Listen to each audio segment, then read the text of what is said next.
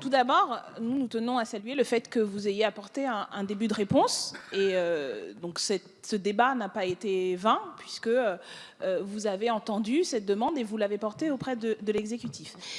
Par contre, la conclusion à laquelle vous arrivez en demandant qu'on attende mardi prochain pour une conférence des présidents ne nous sied pas, pour plusieurs raisons.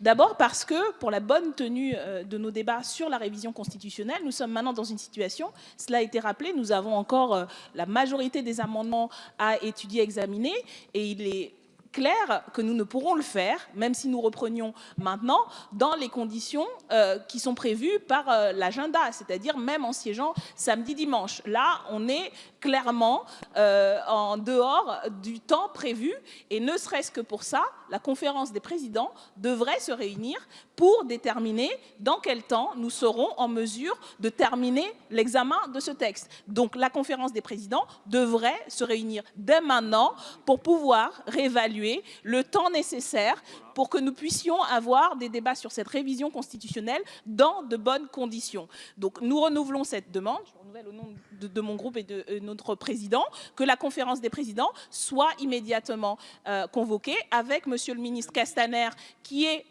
dans son rôle pour discuter avec le Parlement. Donc nous aurons au moins un membre de l'exécutif qui pourra peut-être à cette occasion apporter par ailleurs d'autres réponses. Donc ça c'est un premier point. Et le deuxième, encore une fois très rapidement, j'insiste là-dessus parce que c'est quand même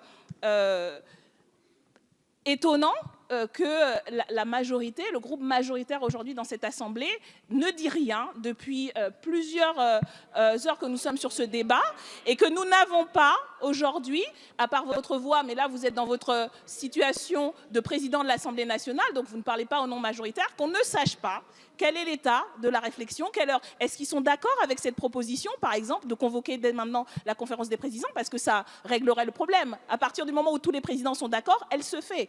Donc, où en est-il? Parce que du coup, on se demande à quoi sert cette Assemblée nationale si le groupe très majoritaire n'a pas de point de vue, n'a pas d'idée et attendrait peut-être les consignes.